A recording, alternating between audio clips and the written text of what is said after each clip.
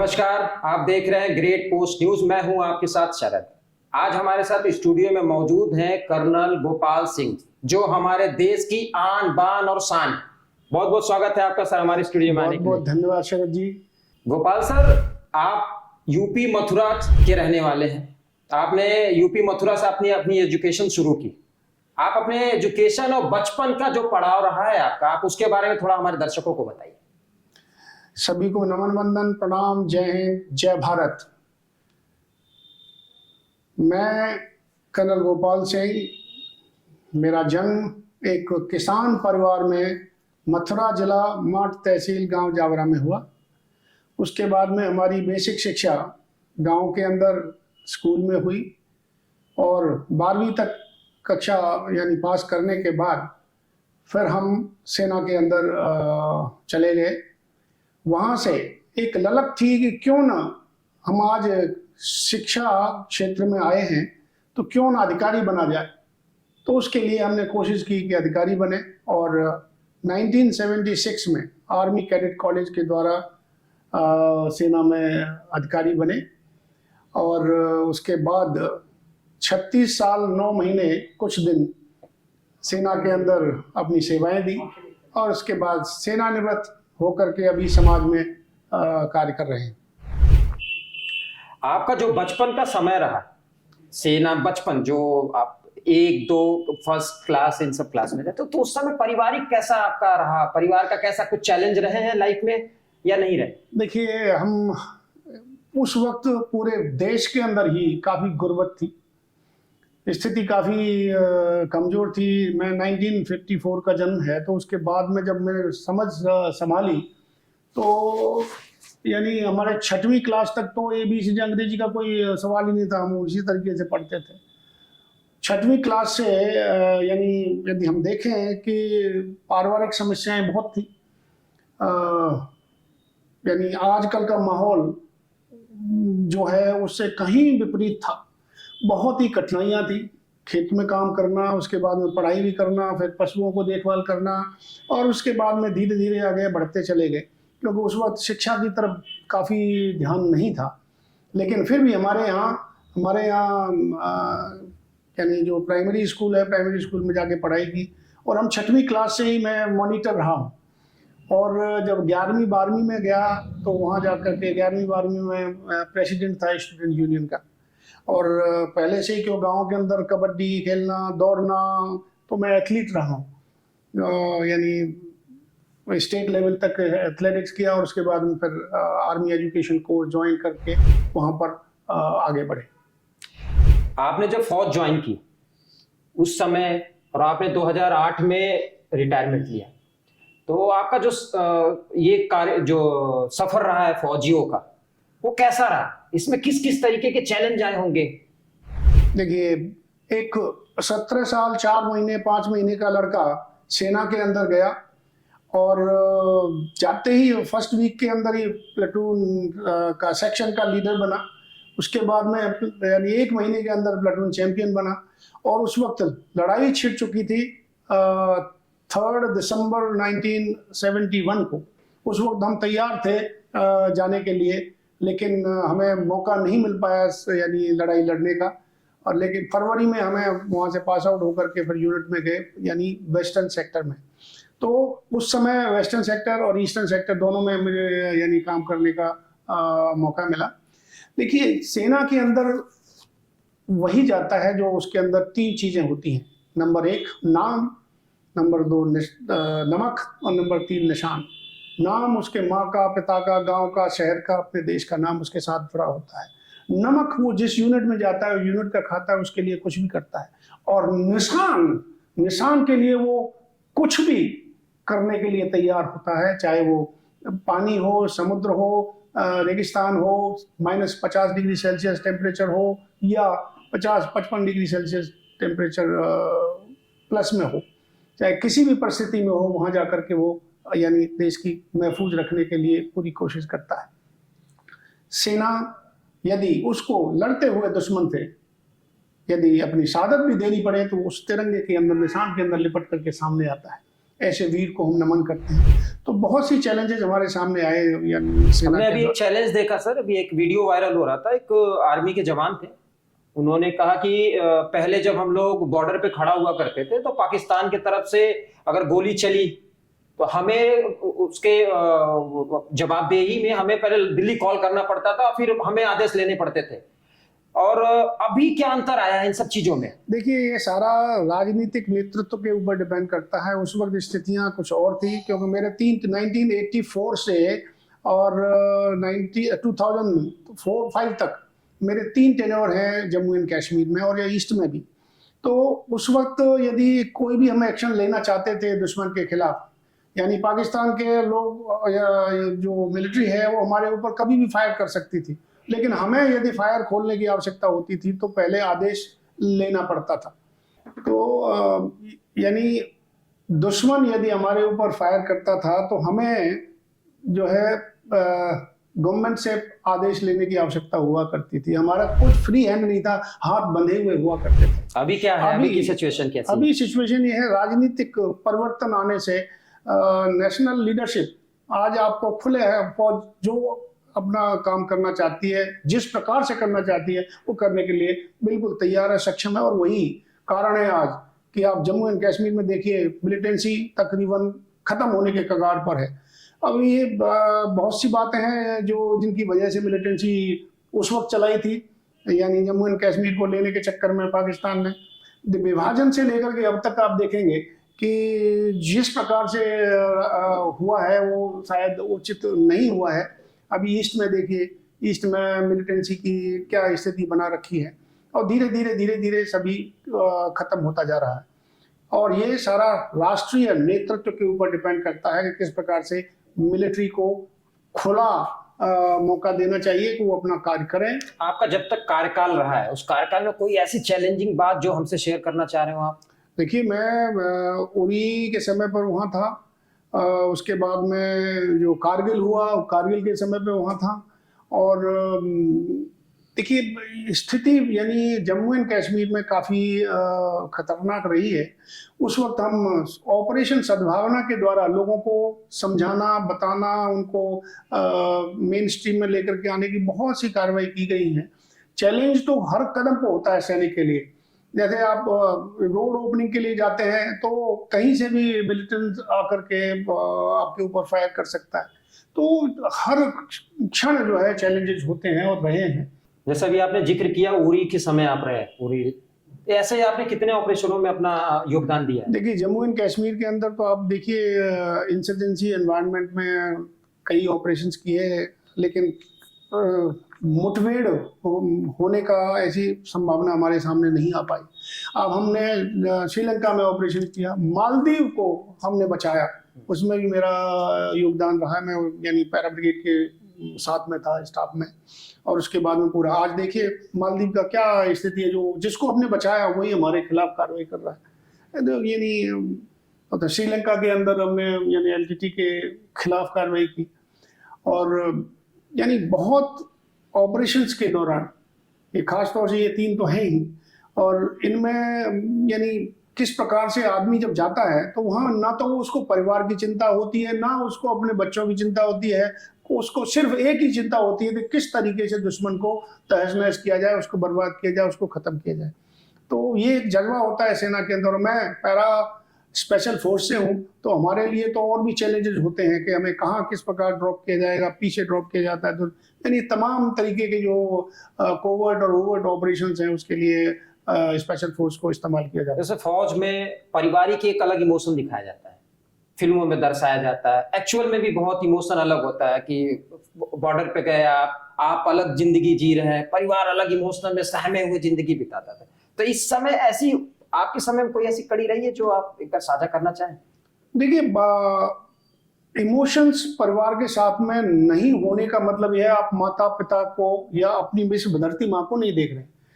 धरती माँ के लिए हमें यानी अपनी राष्ट्र के लिए हम समर्पित हैं, लेकिन हमें उस वक्त अपने बच्चों के बारे में भी तो सोचना है। तो सोचते हैं, लेकिन जिस वक्त हम दुश्मन के सामने होते हैं उस वक्त ना हमें कोई चीज याद नहीं आती, सिर्फ एक ही चीज याद आती है कि दुश्मन को कैसे बर्बाद किया जाए। तो कोई इमोशनल कहानी, कोई एक छोटा सा किस्सा हम जानना चाहेंगे आपके आपके परिवार के बीच में, जब आप किसी मिशन पे गए हो और घर में एकदम सहमा हुआ माहौल रहा हो, कुछ ऐसा। मैं उससे ज्यादा अपने बेटे के बारे में बताऊंगा कि वो बेटे मेरे को तो एक्चुअल ऑपरेशंस में यानी 1-to-1 फाइट में नहीं था, लेकिन मेरा बेटा भी फौज के अंदर है। वो यानी उसी बारामूला सेक्टर में दुश्मन के साथ में लड़ते 16 अक्टूबर रात के दिन वो मिलिटेंट के खिलाफ कार्रवाई कर रहे थे। तो उसने जाते से वक्त जब भी जाता ऑपरेशन में जाता था फोन करता था, पापा मैं जो है बिल्कुल ठीक ठाक हूँ। मैं कि हाँ बेटा ऑल द बेस्ट, जिस काम के लिए आप जा रहे हो अच्छी बात। तो उस ऑपरेशन के अंदर 6 मिलिटेंट को मारा। उसके 3 दिन के बाद में फिर कि पापा मैं ठीक ठाक हूँ। मैं अच्छा ऑल दी बेस्ट बेटा। तो तीसरे दिन यानी 7 मिलिटेंट को उसकी टीम ने मारा। तो ये होता है पर्सनल अटैचमेंट। आपने देखा होगा थापर के बारे में, जिन्होंने अपनी चिट्ठी लिख करके भेजा कि मैं आऊंगा तो वापस जरूर आऊंगा, लेकिन या तो जिंदा आऊंगा या तिरंगे के साथ में लिपट करके आऊंगा। तो ये इमोशंस तो होते हैं, बगैर इमोशंस के इतने कुछ होता नहीं है। और जब हम इमोशनली अपने भारत माँ के साथ में अटैच हैं, भारत माँ के लिए समर्पित हैं, तो उस वक्त परिवार जो है थोड़ा उस वक्त सामने नहीं आता, सिर्फ एक ही चीज आती है, दुश्मन। आपके कार्यकाल में सरकार बदली, बहुत सारे फेरबदल हुए होंगे। अभी आप 2008 में रिटायरमेंट आपने दी, उसके बाद 2014 से सरकार का फिर फेरबदल शुरू। तो सरकार के फेरबदल को आप किस तरीके से देखते हैं? सेना के रूप में, सैनिक के रूप में आप किस तरीके से देखते हैं सरकारी फेरबदल? देखिए, पहली सरकार जो थी उन्होंने भी बहुत कुछ किया है देश के लिए, ये नहीं कहूँगा कि नहीं किया। लेकिन 1962 की लड़ाई लीजिए, 1947-48 की लड़ाई लीजिए। 1962 में हम क्यों हारे? क्योंकि हमारे पास में सामान नहीं था। उसके बाद में धीरे धीरे धीरे अब ये सर जैसे परिवर्तन हुआ है। आप देखिए, हम सारा सामान बाजार बाहर से खरीदते थे, आज सामान हमारी फौज के पास में जितना जरूरत है, जूते से लेकर के हथियार तक, हर तरीके आधुनिक हथियार हमारे पास मौजूद है। और आज डिफेंस प्रोडक्शन जो हमारा है, तकरीबन पिछले साल 40,000 करोड़ का एक्सपोर्ट था, इस बार 1 लाख करोड़ से ज्यादा का एक्सपोर्ट होगा। आप समझिए कि फौजी जब देखता है कि उसका राष्ट्रीय नेतृत्व तो आपके साथ में है, तो वो कुछ भी करने के लिए तैयार है। और फौजी को जिस प्रकार से, यानी हमारी सेना को जिस प्रकार से, आर्मी ले लीजिए, नेवी ले लीजिए, एयरफोर्स ले लीजिए, नए नए हथियार मिल रहे हैं, नए आपके एयरक्राफ्ट आ रहे हैं, आपका शिप मैरिज क्या नाम है, पनडुब्बियाँ सारी तैयार हो रही हैं। उसके अलावा मिसाइल हमारी तैयार हो रही हैं। और यहाँ चांद पर जो जहाँ पर कोई नहीं पहुंच पाया, वो भी तो भारत ने पहुंचा के। सर एक सवाल इसी बीच में आ रहा है जहन में कि आए दिन मेघालय में, आपने कल की खबर सुनी होगी, मेघालय में अभी सैनिकों और वहां के उग्रवादियों के बीच गोली चली। तो ये एक गोली जो चलती है, सडनली चल गई गोली, हमारा सैनिक शहीद होता है। तो सरकार, अभी जो सरकार है, मेघालय या मणिपुर की बात, सॉरी मणिपुर, मणिपुर तो मणिपुर में अभी हमारा हुआ, तो उसमें ये कह रहा कि इतना सारा मूवमेंट हो रहा है, सरकारी मूवमेंट हो रहा है, सरकार की तरफ से बड़े सपोर्ट मिल रहा है सैनिकों को। तो ये जो कार्रवाई है, ये जो झड़प होना, गोली चल जाना सडनली, ये कब क्यों रुक क्यों नहीं रही? ये कहाँ कमी आ रही है? कमी देखिए, कोई भी इंसर्जेंसी या मिलिटेंट ग्रुप कभी भी उस लेवल तक नहीं पहुंचता जब तक उसको लोकल सपोर्ट ना हो, पॉलिटिकल सपोर्ट ना हो या विदेशी सपोर्ट ना हो। जब तक विदेशी, इन तीनों चीजों की सपोर्ट से ही कुछ ना कुछ होता है। आप देखिएगा, मैं कहना नहीं चाहता, लेकिन कहीं ना कहीं किसी न किसी का हाथ जरूर होता है किसी कार्रवाई को कराने में। आप पहले देखिए कि हर दूसरे दिन, हर महीने में या साल के अंदर 3-3, 4-4 जगह एक साथ में बम विस्फोट होते। क्या बम विस्फोट हो रहे हैं आजकल? नहीं हो रहे। मणिपुर के अंदर समस्या कुछ और है। मणिपुर के अंदर जो बाहर से आए हुए लोग बसाए हुए हैं, वहाँ पे काफी लोग वो यानी जंगलों के अंदर हैं। जो माइती फैमिली है, जितने बड़े परिवार है, वो सारे एरिया के अंदर है, प्लेन एरिया के अंदर।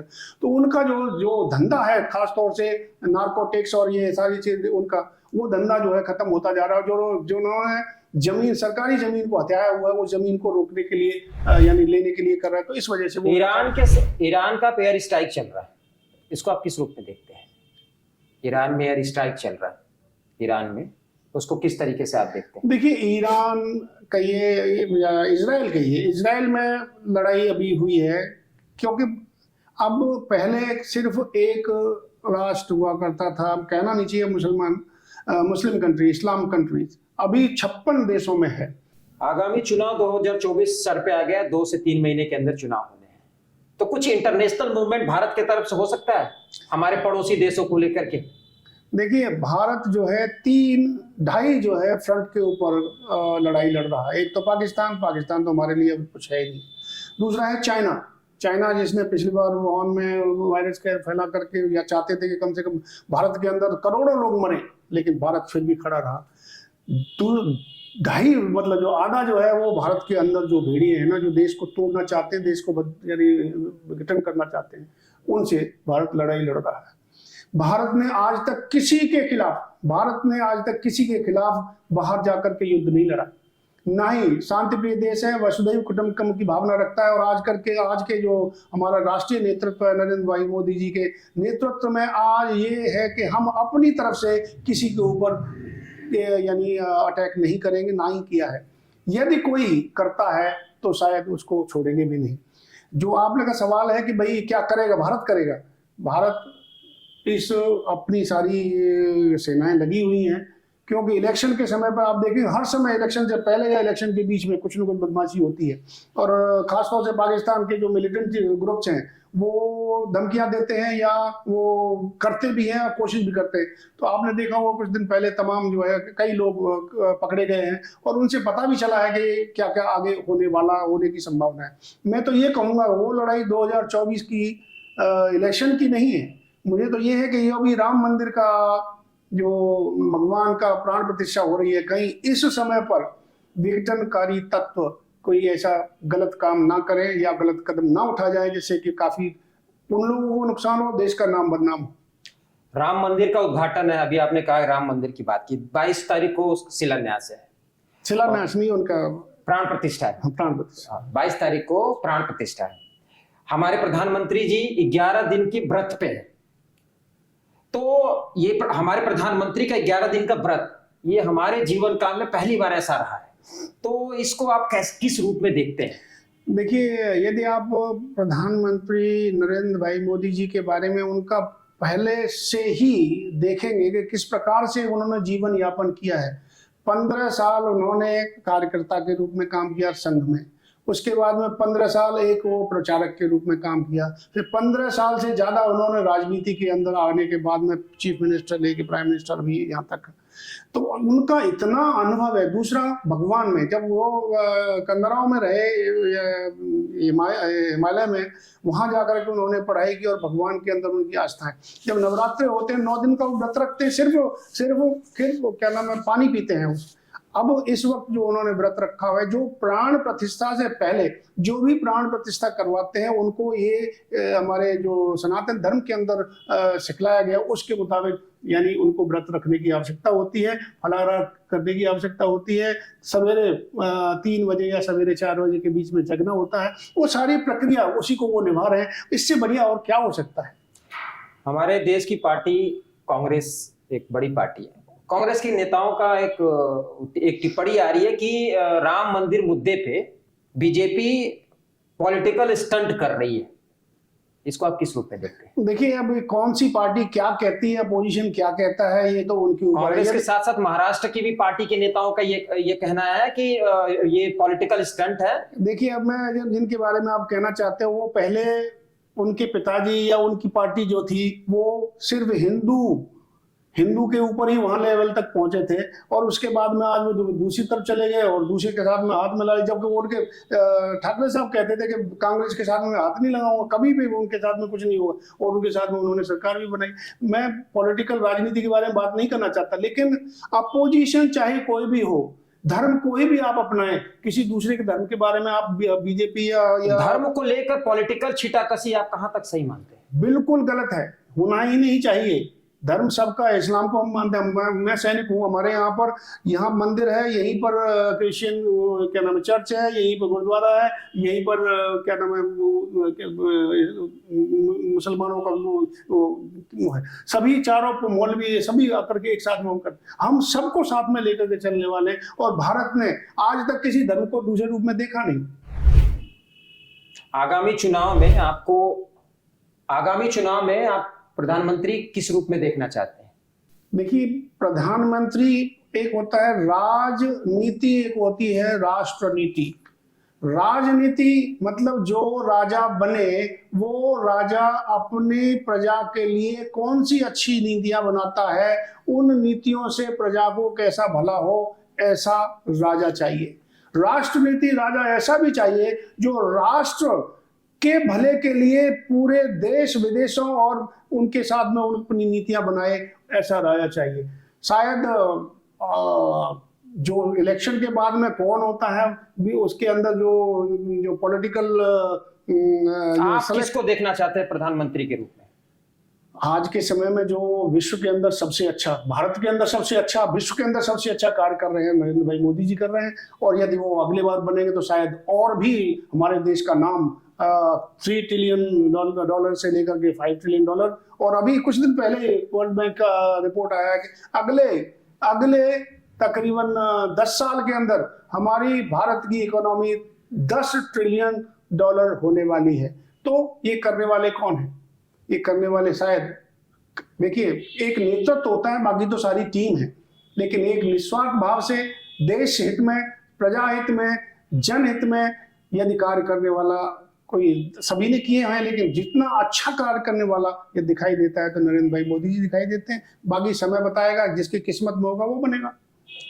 युवाओं को लेकर के आपकी तरफ से कोई प्रेरणा स्रोत है? देखिए, आज भारत युवा देश है, युवाओं का देश है, युवा देश नहीं है, युवाओं का देश है। क्योंकि हमारी 140 करोड़ पॉपुलेशन में तकरीबन 88 से 90 करोड़ पॉपुलेशन युवा है, जो 15 साल यानी 35 साल से नीचे की है, जिसमें 44 से 45 करोड़ युवा जो है वो 15 से 35 साल के बीच के हैं। अगले 15 साल में ये युवा जो है तकरीबन 8% पॉपुलेशन वर्ल्ड की होती है, ये पूरे विश्व के अंदर छाने वाली है। आप देखिएगा, पढ़ने में आप IIT यानी जिस क्षेत्र में भी लीजिए, ये हमारे युवा आगे अग्रसर हो रहे हैं। हमारी विदेशी की कंपनियों के CEO बने बैठे हैं, यानी फार्मास्यूटिकल में ले लीजिए, साइंस एंड टेक्नोलॉजी में ले लीजिए, आप रिसर्च एंड उसमें ले लीजिए, आप हॉस्पिटैलिटी में ले लीजिए, किसी भी क्षेत्र में लीजिए, ये हमारे युवा इस देश को वो पिलर विश्व गुरु बनाने में पूरा अपना योगदान देंगे। आपका परिवार से सबसे ज्यादा अटैचमेंट किससे रहा है? माँ, पापा, बहन, भाई, किससे? ये एक ऐसा सवाल है, इसको शायद कम ही लोग जवाब दे पाएंगे, लेकिन मैं कहूँगा मेरा परिवार में सबसे अटैचमेंट उतना ही है जितना मेरा अपनी पत्नी के साथ में है। मेरा सबसे बड़ा अटैचमेंट मेरे पिताजी के साथ में था। माताजी ने मुझे पैदा किया, लेकिन पिताजी ने मुझे गुण दे करके मुझे इस लेवल तक पहुंचाया। कोई ऐसी चीज जो आप युवाओं को डेडिकेट कर सकें पिताजी से सीखी हुई? देखिए, मैं अपने पिताजी के शाम को रोजाना पैर दबाता था, वो मुझे आशीर्वाद देते। अपनी माँ के भी पैर दबाता था, वो आशीर्वाद देते थे। और आज वही आशीर्वाद का फल है कि मैं यहाँ पर हूँ, आपके सामने बैठा हूँ। कर्नल साहब, आपका एक पहल है, पूर्व सैनिक जो हमारे रिटायर हैं उनके लिए भी आपके तरफ से कोई कार्य हो रहा है, वो क्या है पूरा कार्य, हम जानना चाहते हैं। मैं हरियाणा यानी यूपी का रह करके अभी हरियाणा में 46 साल से हूँ, और मैं पूर्व सैनिकों, हरियाणा प्रदेश पूर्व सैनिकों का एक यदि संस्था है, उस संस्था का मैं प्रदेश अध्यक्ष हूँ। दिन प्रतिदिन जो भी हमारे पूर्व सैनिकों की तमाम समस्याएं हैं, जो पुराने समय में बच्चे यानी फैमिली पढ़ी लिखी नहीं होती थी, तो उनकी तमाम कागजों की समस्या, वैसी समस्या, तमाम समस्याओं को हमारी ये संस्था मिल करके, सभी पूर्व सैनिक मिल करके ये उनका भला करने में तुले हैं। उसके अलावा यदि कोई हमारा जवान शहीद हो जाता है या वीरगति को प्राप्त होता है, तो उसके परिवार का देखभाल करना, उसके बाद में उनको मदद, मतलब जहाँ पर भी कठिनाई आती है उसको कराने में पूरी कोशिश की जाती है। और जितने भर भी हमारे पूर्व सैनिकों के कुछ चुनिंदा पूर्व सैनिक स्कूल्स, कॉलेजेस, यूनिवर्सिटीज में जाकर के हमारे युवाओं को राष्ट्र भक्ति, देश प्रेम के लिए जागृत करते हैं, उनको जाकर के समझाते हैं, बताते हैं। क्योंकि पुराने समय में बात ये नहीं चलती थी। आज राष्ट्र प्रेम और देशभक्ति बच्चे बच्चे के अंदर होनी चाहिए। देश नहीं तो कुछ नहीं, भारत माता नहीं तो कुछ नहीं। तो इसलिए भारत माता के लिए हमें जो भी करना पड़े उसको करने के लिए हम तैयार हैं, और अपने पूर्व सैनिकों की हम सेवा करते हैं। मैं अपने युवाओं को एक संदेश देना चाहूँगा, जिज्ञासा, क्यूरियोसिटी अपने अंदर पैदा करें और अपने उद्देश्य को बड़ा सोचें, बड़ा सोच करके आगे बढ़ें। कहते हैं जिंदगी जंग है लड़ना जरूरी है। जिंदगी जंग है, लड़ना जरूरी है, और इस लड़ाई में हमें आगे बढ़ना जरूरी है, और उस उद्देश्य को प्राप्त करने के लिए हम आगे बढ़ते रहें। कठिनाइयां आएंगी, आप फेल होंगे, लेकिन फेल होने के बावजूद भी आप उस मुकाम तक पहुंचेंगे जिस मुकाम के लिए आप कोशिश कर रहे हैं, और कोशिश करने वालों की कभी हार नहीं होती। रिटायरमेंट के बाद अभी आप क्या कर रहे हैं? देखिए, फौजी कभी रिटायर नहीं होता। सैनिक था, सैनिक है और सैनिक ही रहता है। तो यानी पूर्व सैनिक होने के, जो हमारे प्रधानमंत्री मोदी जी ने कहा था, ये हमारे पूर्व सैनिक नहीं है, ये अभूतपूर्व सैनिक हैं। और अभूतपूर्व सैनिक होने के नाते एक यानी हम किस प्रकार से बच्चों को स्कूल्स, कॉलेज, यूनिवर्सिटी में जाकर के मैं उनको प्रोत्साहित करता हूँ, उनको सेना के बारे में बताया जाता है, क्योंकि बहुत सी यानी आजकल सब कुछ अवेलेबल है फेसबुक पर, यूट्यूब पर, सब पर। उसके बावजूद भी तमाम हमारे भी बच्चे ऐसे हैं जिनको पता नहीं है क्या क्या एवेन्यूज अवेलेबल हैं, उसके बारे में बताते हैं और उनको प्रोत्साहित करते हैं कि वो सेना के अंदर जाएं। वन रैंक वन पेंशन, इस पे आपकी क्या राय है? देखिए, वन रैंक वन पेंशन 1973 में हमारी पेंशन जो है 70% से 50% कर दी गई थी, और ये हमारी सरकार जो आई है, इन्होंने वन रैंक वन पेंशन हमें दे दी है। मोदी जी का वायदा था 2013 में उन्होंने किया था, उस वायदे को उन्होंने पूरा किया, लेकिन कुछ एनोमलीज जो है रह गई थी उनकी। उन एनोमलीज के ऊपर भी हमारे कुछ लोगों के अंदर भ्रांतियां रही हैं, और वो भी तकरीबन कुछ समय में वो पूरा हो जाएगा। और सबके बराबर जिस प्रकार से एजिटेशन किया, सब कुछ किया, और शायद कुछ लोग कोर्ट चले गए। कोर्ट नहीं जाते तो शायद अब तक कभी का मामला सुलझ जाता।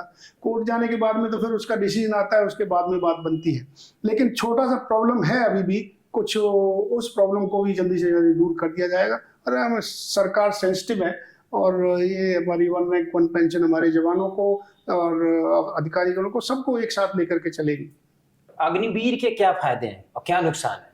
देखिए, अग्निवीर एक बहुत ही अच्छी योजना लेकर के आए थे। अभी जनरल नरवणे साहब ने भी कुछ लिखा है उसके बारे में। लेकिन देखिए, कोई भी चीज यदि इम्प्लीमेंट की जाती है तो उसके फायदे नुकसान तो होते हैं, और यदि उसमें कुछ नुकसान दिखाई देता है तो उसको भी इम्प्रूव किया जाता है। अब मैं ये बताता हूँ, 4 साल के लिए जब ये यदि जवान फौज के अंदर जाता है, तो पहले ये 17 साल 6 महीने का बच्चा घर में यानी ग्रेजुएशन करेगा। ग्रेजुएशन करते समय तक वो तकरीबन महीने के 10,000 या 12,000 रुपये खर्च करेगा तमाम चीज़ों में, खाना पीना, कपड़ा, मोबाइल, मोटरसाइकिल पे चलना, सब कुछ। उसके बाद में तकरीबन 4 साल के अंदर तक वो 6 लाख रुपये खर्च करेगा। यदि वो फौज के अंदर चला जाता है तो 4 साल में हर साल उसको जो है ना, हर महीने 21,000 तो कैश मिल रहा है, 9,000 रुपये सरकार की तरफ से मिल रहे हैं। यानी 4 साल के अंदर तकरीबन 11 लाख रुपए उसको वहां से मिल रहे हैं। 6 लाख ये, 11 लाख वो मिले, और 11 से 12 लाख रुपए उसको जो आ रहा है उसको मिल रहे हैं। तो वो यानी 25% वहां पर रिटेन हो जाएंगे। और अभी हमने भी रिक्वेस्ट किया कि 25 की जगह 50% की, तो गवर्नमेंट तो शायद हो सकता है कुछ दिनों में या आने वाले समय में उसको 50% कर दे। और ये ट्रेंड मैन पावर हमारे लिए अवेलेबल है, जो यानी अपने आप को उद्यमी बन सकते हैं, अपना कुछ यानी कार्रवाई, अपना कोई फैक्ट्री या कोई छोटा छोटा सामान खोल सकते हैं, दुकान खोल सकते हैं, पैसा अवेलेबल है। भाई 22 साल के बच्चे के पास में इतना कुछ करने के बाद, और वो जो है फुल्ली ट्रेंड है, फुल्ली नहीं 4 साल के अंदर तो काफी, यानी 9 महीने के अंदर तो अफसर बन जाता है, तो ये 9 महीने के अंदर बच्चा ट्रेन हो जाता है। तो यदि कहते हैं कि 6 महीने की ट्रेनिंग, भाई यदि कॉन्सेंट्रेटेड डोज से दिया जाए बच्चे को तो वो अच्छा ट्रेन हो जाता है। और अभी कई हमारे जवानों ने बहुत अच्छा करके दिखाया है। अग्निवीर अच्छी योजना है और इसको इम्प्लीमेंट किया गया है, और ये आगे चल करके हो सकता है कि इसके अंदर 50% रिटेंशन होगा, और जो ट्रेंड मैन पावर अवेलेबल होगी वो आगे हमारे देश के लिए काम आएगी। हमारे फौज में फौजियों की संख्या कम है और यूज लेवल पे कम है, तो इस पे ऐसा क्या है कि संख्या को सरकार नहीं देख रही है, या एक्चुअल इसके पीछे का क्या रीजन है? नहीं, फौज के अंदर संख्या कम नहीं है। संख्या कम है तो अधिकारियों की, अधिकारी हमारे यानी ऑफिसर कार्डर जो है तकरीबन 13 से 14,000 अधिकारी मेरे ख्याल से इतना कम है। उसका कई कारण है। कि जिस प्रकार से टेक्नोलॉजी आई और यहाँ आप देखिए कुछ पहले यानी बच्चे जो है एक शौक से जाते हैं और अभी भी जो भी जा रहा है सेना के अंदर कुछ जाता है वो उसका एक जुनून होता है देश की सेवा करना, राष्ट्र की सेवा करना। तो कुछ लोग जो है सॉफ्ट उसकी तरफ जाते हैं, लग्जरी की तरफ जाते हैं। तो ये धीरे धीरे अभी काफी वैकेंसीज बढ़ती जा रही हैं और मुझे उम्मीद है कि आने वाले समय में ये भी कमी पूरी हो जाएगी। आखिरी सवाल पे पहुंचते हैं और युवाओं का, बहुत सारे युवा जो गांव से बिलोंग करते हैं उनको पता नहीं होता कि कैसे तैयारी की जाए, कैसे फौज में जाया जाए। तो उस पे आपकी तरफ से एक हम चाहते हैं कि आप बताएं कि पूरे निचोड़ में कि युवा कैसे बने, तैयारी कैसे करें, आप अपने शब्द में। देखिए इसमें तमाम एवेन्यूज अवेलेबल हैं। अब मैं सेना में सिपाही से बात करूंगा, उसके बाद में अधिकारी की बात करूंगा। सिपाही के लिए आप अग्निवीर योजना है आर्मी, नेवी, एयरफोर्स के अंदर। उसके साथ साथ वो जो है यानी जो फॉर्म निकलते हैं, फॉर्म भरिए। उसके पहले जो है दौड़ हुआ करती थी, अभी दौड़ की जगह पर पहले रिटन एग्जामिनेशन है। रिटन एग्जामिनेशन दीजिए, उसकी तैयारी करिए। उसके बाद में जब आप क्वालिफाई कर लेते हैं तो क्वालिफाई करने के बाद में आपको दौड़ जो आपका फिजिकल स्टैंडर्ड वो चेक किया जाता है। वो करने के बाद में आप मेरिट में आते हैं तो आप सेना में यानी आर्मी, नेवी, एयरफोर्स में ज्वाइन कर लेते हैं। इसके साथ में आप अधिकारी बनने के लिए देखिए नेशनल डिफेंस एकेडमी के अंदर आप जो है 10+2 यानी 12वीं क्लास पढ़ा होना चाहिए। उसका 16.5 साल से 19.5 साल तक की उसकी एज होनी चाहिए। और वो 11वीं से जब 12वीं में बच्चा गया हो वो भी फॉर्म भर सकता है। 2 बार इसका एग्जाम होते हैं, फॉर्म भरे जाते हैं। जनवरी में फॉर्म भरा जाता है, वो अप्रैल में एग्जाम होता है। और जून में फॉर्म भरा जाता है, उसका सितंबर में एग्जाम होता है। और उसके बाद में सर्विसेज सिलेक्शन बोर्ड के जाइए, वहाँ आप तैयारी करके जाइए और जाके सेलेक्ट हो जाते हैं तो आप अधिकारी बनते हैं। 3 साल आपकी ट्रेनिंग होती है NDA खड़गवासला में और 1 साल इंडियन मिलिट्री एकेडमी में। और अभी क्योंकि महिलाएं भी, हम पिछले यानी 2008 से मैं इसके लिए कोशिश कर रहा हूँ और धीरे धीरे आज के प्रधानमंत्री जी ने इसको महिलाओं को परमानेंट कमीशन भी दे रहे हैं। और उसके अलावा महिलाओं को NDA में भी भेजा गया, तो अपना पहला बैच निकल करके जा रहा है और IMA में पहुंचेगा। पहले जेंटलमैन कैडेट कहते थे, अभी उनका नाम बदली कर दिया गया है कि सारे कैडेट्स होंगे। ठीक है, तो यानी बदलाव तो जरूरी है और बदलाव होना भी चाहिए। तो ये सेना में बच्चों को ये तो हो गया NDA। उसके बाद में ग्रेजुएट लेवल के हैं जो महिलाएं हैं, ये महिलाएं अपने माताजी पिताजी की यानी भला करना चाहती हैं तो वो अपने पैरों में खड़ी हों और आज सेना में जाकर के यानी अब मिलिट्री पुलिस में गई, उसके बाद में अभी आगे परमानेंट कमीशन ले रहे हैं। पहले से नर्सिंग में और डॉक्टर्स बनते थे, अभी हर क्षेत्र में महिलाओं को डिफेंस के अंदर लिया जा रहा है। आर्मी में भी लिया है, नेवी में भी लिया जा रहा है और आपका एयरफोर्स में भी। और फर्स्ट फाइटर पायलट जो है हमारी महिला है एयरफोर्स के अंदर। और अभी एक महिला हमारी जो अभी वो क्या नाम है साइचन में, पहली महिला जाकर के साइचन में यानी 19,000 20,000 फीट के ऊपर पहुंची है। तो महिलाएं जब क्या से क्या कर सकती हैं वो सबके सामने है और उनको आगे ज्वाइन करना चाहिए।